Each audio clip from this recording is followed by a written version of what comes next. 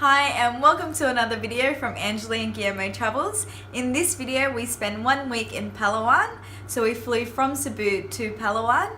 We flew into Puerto Princesa where we spent 3 days there. We went to the underground river, which is pretty cool, and I talk about it in the video. And then we took a 6-hour bus ride to El Nido. So in El Nido we did a few things. We did island hopping and visited the most beautiful beach called Nacpan Beach, which I have another video about. So if you want to see what we got up to in Palawan, please keep watching. We arrived into Puerto Princesa in the late afternoon and stayed at Empire Suites Hotel. The hotel organised for us to be picked up from the airport. Prior to arriving in the Philippines, I organised the Underground River Tour online through asiatravel.com, as tickets for this tour is limited to 900 tourists per day to help conserve the site. The cost of the tour was approximately 1,300 pesos and included hotel pickup and return, boat transfers, a tour guide, the permit entrance and fees, and a buffet lunch at Cabanas Beach. There was also an additional fee for an audio device, which was 85 pesos per person.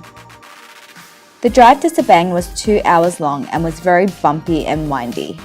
Before starting the tour, our tour guide advised us that today we need to practice a lot of patience as there was a lot of waiting on this tour as entry to the river is staggered. The wait wasn't too bad at the pier and we were at the underground river in no time. The entrance to the underground river was a beautiful bright green colour. Inside the river, we wore the audio device, which was our own personalised tour guide in our ear. One thing that you may not know about this tour is that there are a lot of bats. We were advised not to open our mouths just in case anything dropped from the bats. Pretty gross. The underground river is one of the new 7 wonders of nature and is also a UNESCO World Heritage Site. It is one of the longest underground rivers in the world, which was pretty cool. Unfortunately, I can't show you too much footage of inside the cave as it was so dark. The tour inside the river lasted approximately 45 minutes. We then headed back to Cabanas Beach for a buffet lunch. After that, we returned back to our hotel in Puerto Princesa. The next day, we packed up our things and headed to El Nido, which is in the north of Palawan. It was a 6-hour van ride, which was very, very windy. The drive is not for the faint-hearted, especially if you get car sick. We arrived in El Nido in the afternoon and Guillermo and I stayed at Dormitels El Nido, which was a budget hostel with private rooms. The area we stayed in was not in El Nido town, but a bit further down south in Corong Corong. Our hostel overlooked this beautiful beach, which was low tide in the afternoon and looked absolutely amazing. Corong Corong isn't much of a swimming beach because of all the boats that dock here, but it is stunning. The next day, we ventured out to a nearby beach called Las Cabanas. It was a short 5-minute tricycle ride to the beach, which cost us anywhere from 60 to 100 pesos, depending on the driver and our bargaining skills. Las Cabanas is a beautiful beach and a place where you can go swimming. We hired a paddle board for 300 pesos for 1 hour. Guillermo, myself and my sister Louise all had a go at using the paddleboard. It was all fun and games until my sister lost the paddleboard in the water. Luckily, these locals were able to find the paddleboard for us, so we bought them a beer to say thanks. Palawan is known for its beautiful sunsets and the view from Las Cabanas Beach did not disappoint. We were seriously in awe at how beautiful the beach was.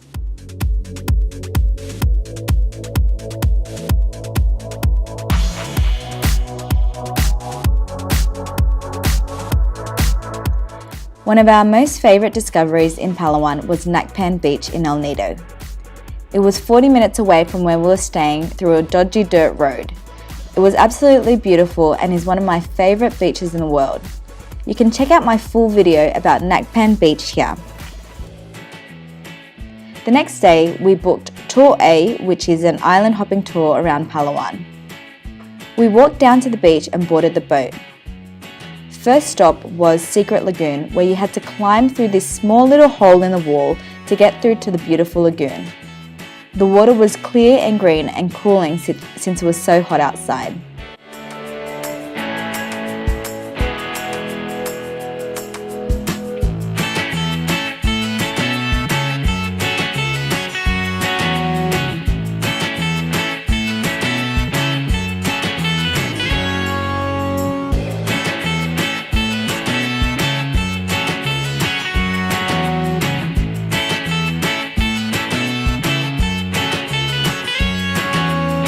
The next island we went to was Shimzu Island.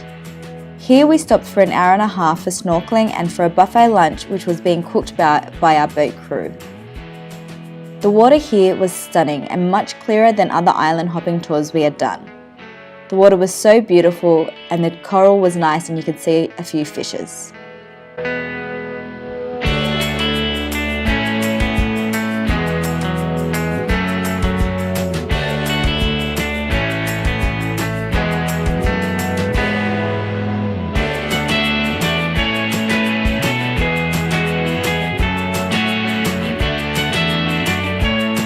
After a nice and relaxing lunch, we headed to the big lagoon where the boat just took a tour around the beautiful green water. There was no swimming here, but it was great to see such clear and bright water. We then headed to the small lagoon for some kayaking. The kayak fee was 300 pesos per kayak, and not everyone on our tour decided to do this, but it was totally worth it. We kayaked through a very small opening of rocks which led us out to a big lagoon with bright green waters.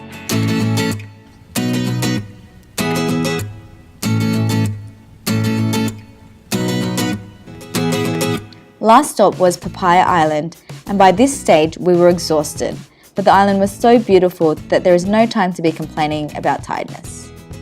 We hung out here for a little while before heading back to El Nido and back to our hostel.